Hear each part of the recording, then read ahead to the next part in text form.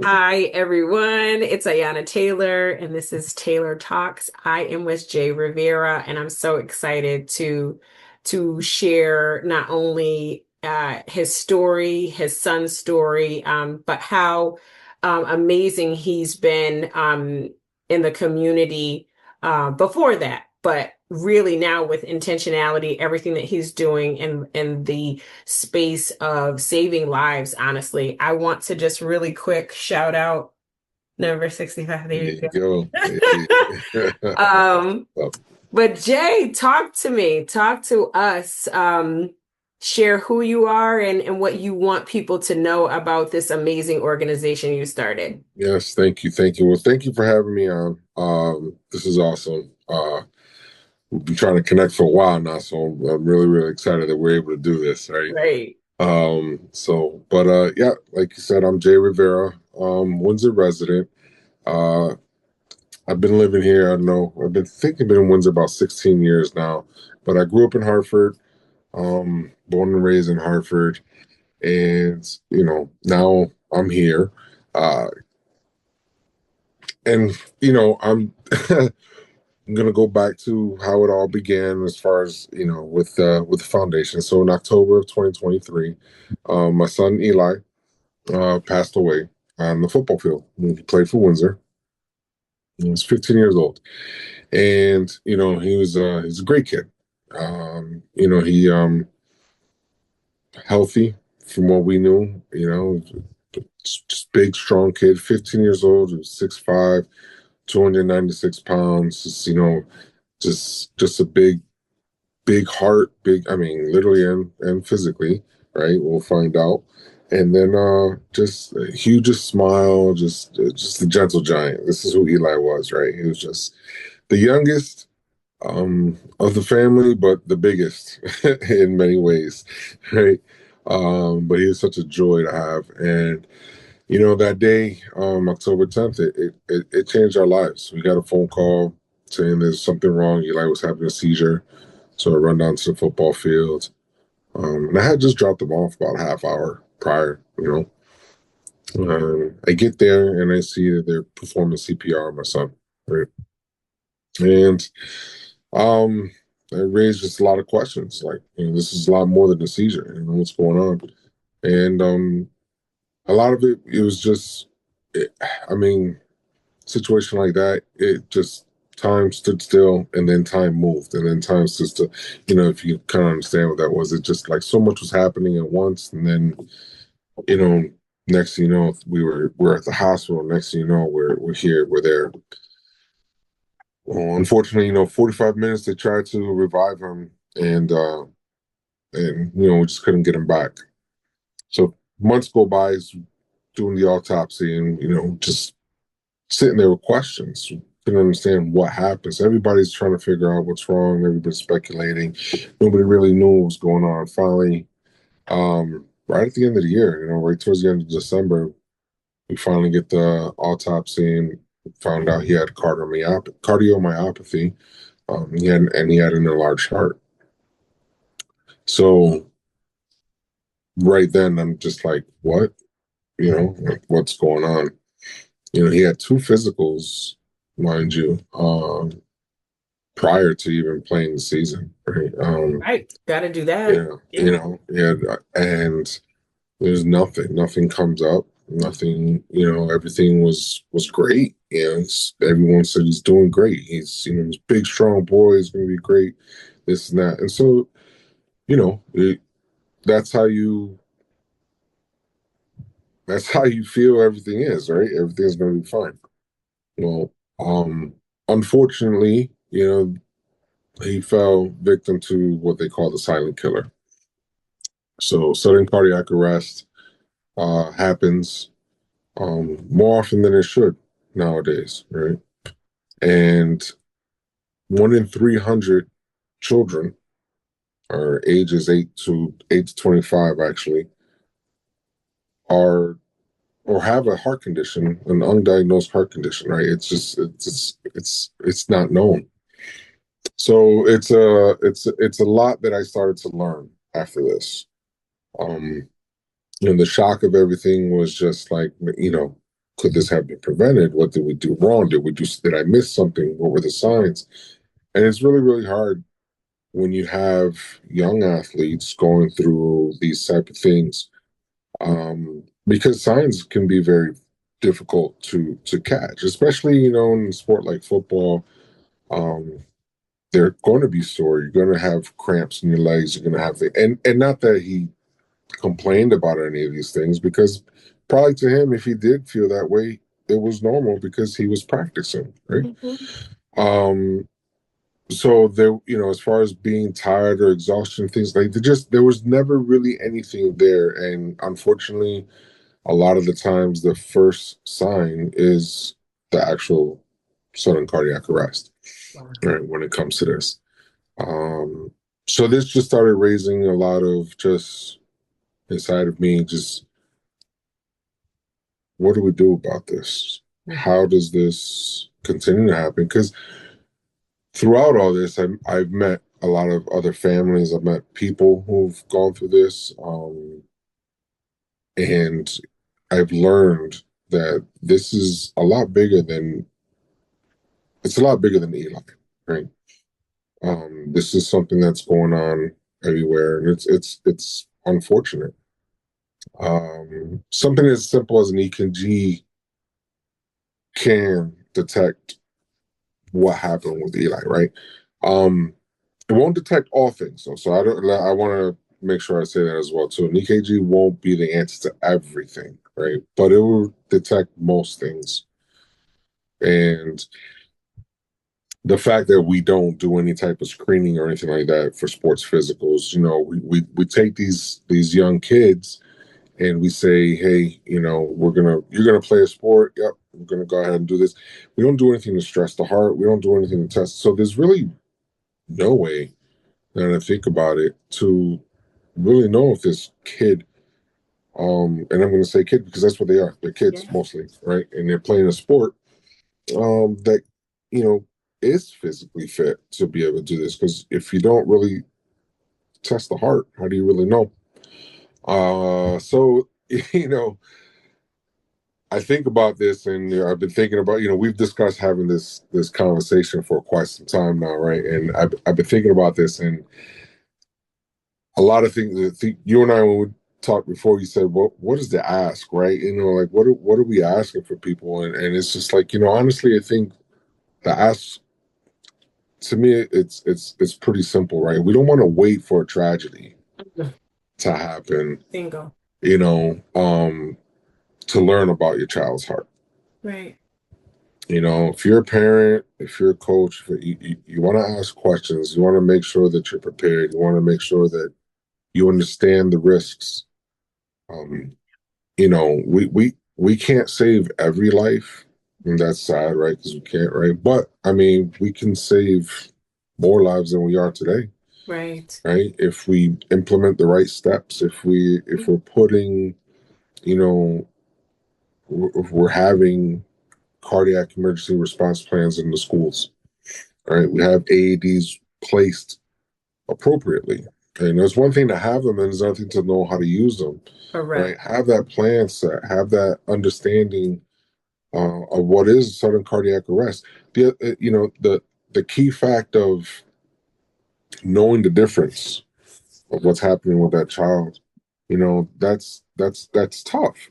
You know, they thought Eli was having a seizure, and no fault to Yeah. anybody there. Mm, It mm. it a lot of times looks like a seizure. A seizure. If I was there and saw that myself, I possibly would have thought he was having a seizure, because we don't think a young person of that age is going to be having a cardiac arrest, right? We don't think that way, and unfortunately, I think we need to start learning these things, and we need to start thinking about these things. But knowing that's a possibility, knowing that that's something that we need to train for and understand and look for. These are things that we need to prepare our staff, right? Even the students. I mean, just understanding this, because it only takes, one person acts the way they should act, you can save a life, right? If someone runs over there and grabs that AED while someone else is calling 911, there's a lot of things that can happen simultaneously that can, because at that point, it's seconds that matter, not minutes. Right. Minutes are too long. And so, you know, I think that it's definitely something that needs to be done more of. Just awareness, Yeah. understanding what it is, Hmm. you know, Educating of exactly people. educating Yeah. Yep. the parents, Yeah, the the parents, students, the all the staffs, stakeholders. Yeah. right? Getting everyone involved. And that's why, so when all this happened, I felt I needed to act. There needed to be a voice for these kids. And we started the Always 65 Foundation, with, obviously my son's number was 65. And so, um, we were like, what better way to honor him than to build something that's going to help save lives? And through the help and partnership of In a Heartbeat, um, we've already done two EKG for Eli screenings in Windsor High School right now, where I want to say we've screened over 250 students, all right, in both events. So yes, thank you. So it's been very successful. We're planning our third this year in October. So October for us is Eli Remembrance Month, and we're planning to do. We're going to try to do at least three events this October, in other places as well too. But we want to kind of add to it now too. We want to not only do we want to do EKG screenings. We're going to start doing some CPR training and some AED training, just some type of awareness, so people can kind of understand what needs to be done if an event happens. So we're looking to kind of broaden the awareness to not just the actual screenings, but to how to react as well too. So we're hoping for another, big outcome, and we'll Fantastic. see how that goes. That's And fantastic. we'll Awesome. definitely see how this goes. And we're connecting with more and more people. More and more people are reaching out. Uh, and someone had asked me, "Oh, how big do you want this to be?" I was like, "As big as it can be." You I know, love that. As and, big as it can be. as big as it can be. To me, there's no limits to it because you can't put a limit on how on the outreach, right? Like how Yeah. far can as long as someone's willing to take the information in and we're willing to give it and we're willing to do what we have to. So it's definitely been healing in a way, right? Yeah. Because it's one of those things like this is we know this is why we're doing this. The mission is important to us. The team is very committed to the mission itself, but just everything that we would do, we want to make sure we do it in a way that it honors Eli's legacy. I love that. I love that. My daughter went to school with Eli and Yeah, a classmate, um, good guy, good kid, big teddy bear, gentle yeah, giant, as you yeah, mentioned. yeah. And when I'm thinking about being a mother of an athlete, right? I'm thinking about, yeah, always do the physical. You have to have that in Right, order to do athletics. That's right. a state law and everything. How are things going when you're thinking about, kind of just pushing for better safety precautions? Because, some things are, mandated and some things are nice to haves. And when we're thinking about our kids, when we think about the safety and health and welfare of our children, talk to me a bit about what you're doing to push for better legislation and better safety precautions across the state, not just Windsor, but Right, across right. the state. Tell me more about what you've been able to do in that area. Yeah, absolutely. So I've mentioned In a Heartbeat a little while ago. So Michael Polly's the founder of there, great guy. Him and I have got. He's one of the first persons. Actually, he's the first person to kind of reach out to me when all this happened with Eli. He said, "Hey, he's a survivor. He's actually a sudden cardiac survivor. Wow. Um, he's got a great story, right? And everything that he's done, anything he's asked for, and anything he's never said no. Like his mission is let's do this, right?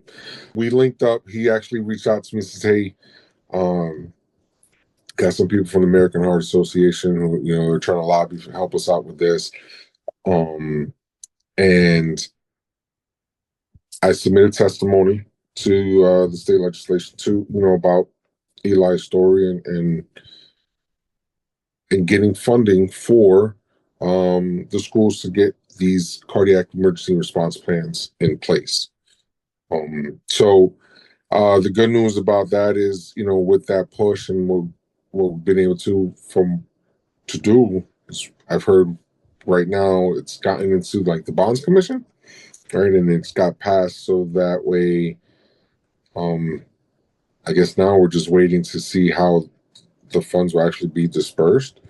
But this will be a good thing because now the schools can actually get these cardiac emergency response plans, Mm. right? They'll be able to get that training and know what to do and become heart safe schools, right? And there's something there when you see a high school and you see a name, and say Windsor High School, a heart safe school, right? I mean, there's something to that when you see that right next to the high school's name, that that child matters, Absolutely. right? And that the safety of that child matters, and I think you can't limit that. You know what I mean? Like you really can't downplay that when you take that step forward as a school, as a city, as a state, and say this is what we're going to do for our kids. It's huge, and I know, us as a state that we can do it. And recently there has been some changes, and they're going to be adding a heart screening Mhm. to the sports physicals. But that's huge. So when we talk about the questionnaires, we're talking family history, Yes. right? Bingo. And that's another big thing, especially in our community, the Hispanic community and the Black communities. There's a lot of unknowns, right? We don't talk enough about family history. We don't talk enough about why someone went to the hospital, why somebody passed away, a lot of that stuff, or even if they go to the hospital. Like there's just a lot of disadvantages when it comes to that, I Right. guess we want to say, right? Yeah. So it makes it difficult when you don't know the Mhm. family history. I mean, it's sad to say, if you don't know who your father is, if you don't know who your mother is, if you don't know your mother's family, if you don't know your father's family, and we have a lot of that. We have kids who are, adopted and these kind of things. Like there's just a lot that needs to be considered. Mhm. And so hopefully, we can take those steps forward to that. And I haven't seen what the questionnaire is going to look like yet. I'm Okay. very interested in seeing what that look like, and Same. Absolutely. and see how that goes. But we're going to continue to push forward on that. We're going to continue to work with everyone that we need to work with. What I love about what you're doing, first of all, my deepest condolences, Eli, to lose a child is heartbreaking. It's it's unfair. And what you've been able to do is to make sure that his life meant something even more by saving other lives.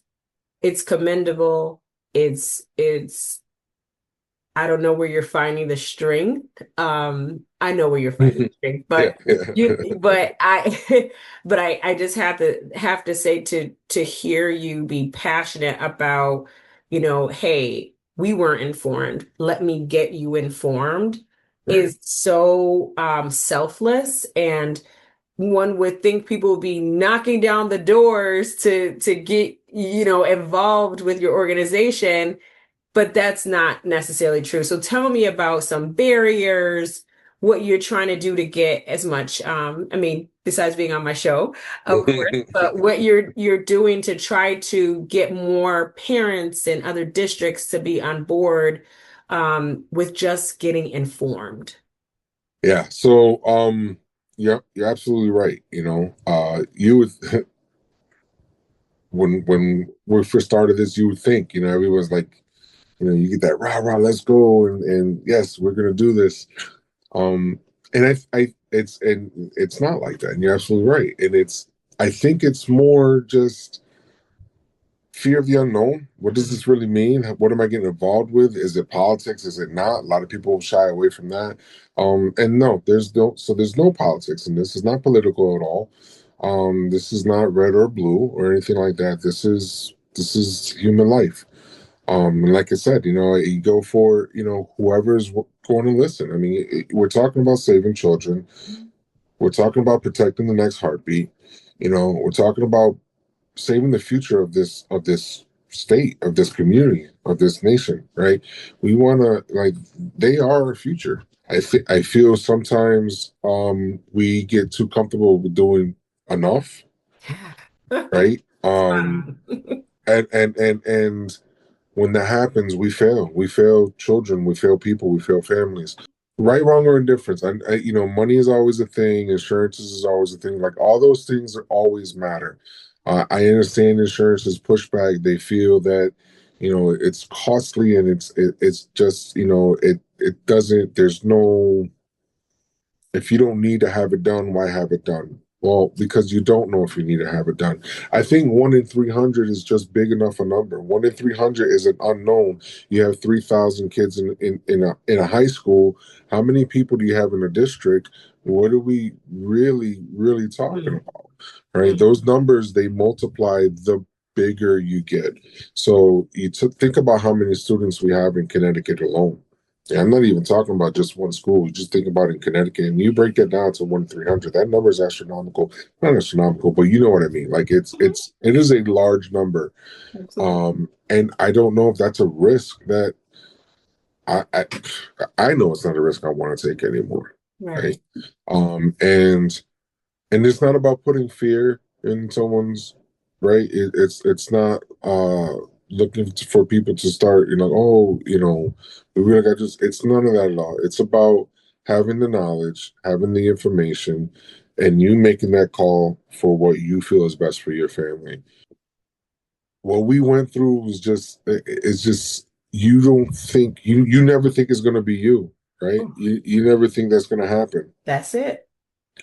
That's And I had so many questions, and this can, I mean, we can talk about that in a whole nother, like, there's like the whole grief thing. mm, like, it. that's a whole nother thing. That's not even go there right now, but that's another thing that this community needs to understand too. I had to learn how to grieve. I had to learn how to put this pain into purpose, right?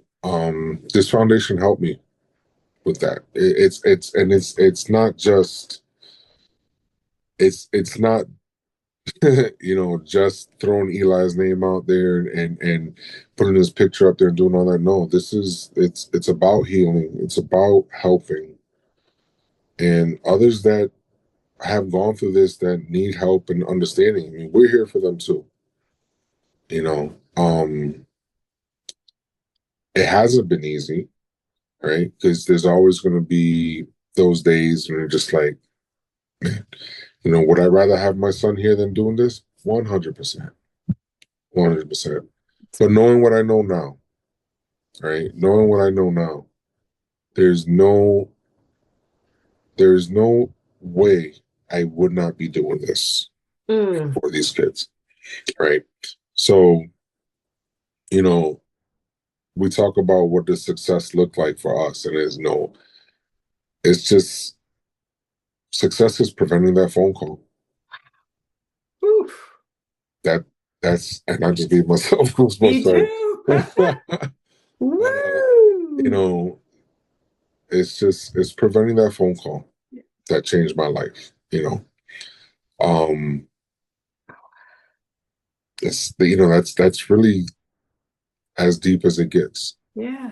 and it's what we want to do. You know, as best as we can, we want to be a resource. We want to help all these families. We want to help the community. We want to, it's bigger than putting Eli's name out there. It's bigger than putting the foundation's name out there.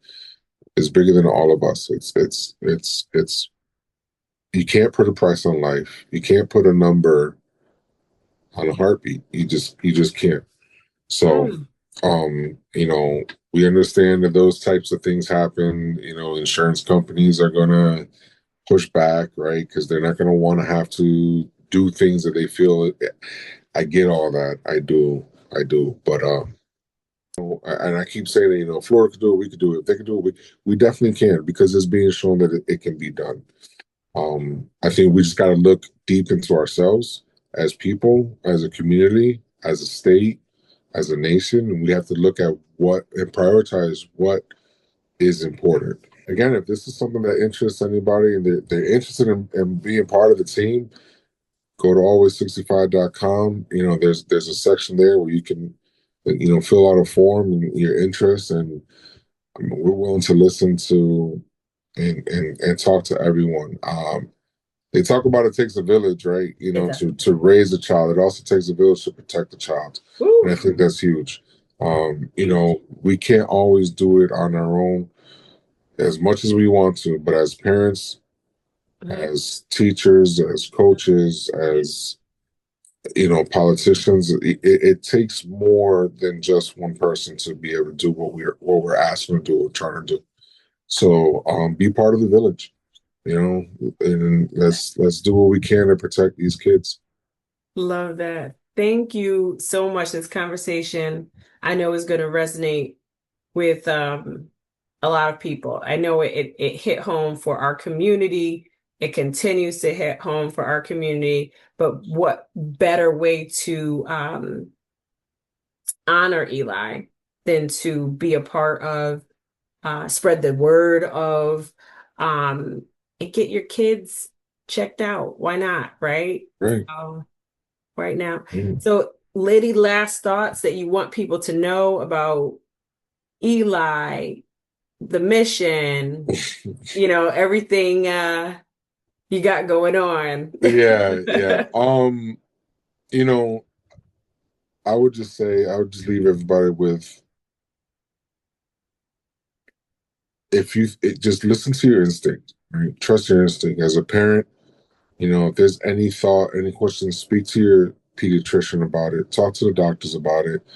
And if you really want, if there's a concern, even if you don't know the family history like you should, like, these are things that we should be talking about. Ask to have the child screened. And if they won't do it, call us, hit us up, shoot us an email. We'll get you into a program. We'll get you. We have screenings constantly. There's screenings all over the state that In a Heartbeat does. We'll get you connected with into one of these screenings, and get your child screened. But don't be afraid to ask. Don't be afraid to trust your own gut. I That's a think big that's one. that's one of the things that we have to really do. Um, it's no such thing as what's the word? There's no such thing as overreacting when it comes to this, Whew. right? We have to learn to be proactive and not reactive. So I want to make sure that everybody understands that this is not just one of those things where we're going to be around for just a little bit. No, we're going to be here for the long haul. Until we're no longer needed, until everything is in place and even then we'll figure something else out too. But we're here for the community. We want to be a resource. Always65.com. We just got that up and running within the last month. We're always looking for people to connect with. Mhm. So if you want to get involved, if you just want to chat, if you just want to, whatever it is, learn more, come check us out. Fantastic. Well, I want to dedicate this episode to our guy, right? We gotta, Right. this is a shirt that I wear quite a bit. And and I think of him and I think of your family. So thank you for taking the time to not only do what you're doing, but taking the time to speak to me about it. Um, and if we could just have you say your name and you're on Taylor Talks, that would be great. Absolutely. Absolutely. Well, again, this is Jay Rivera with Always 65, and I'm on Taylor Talks. Awesome. You did so good.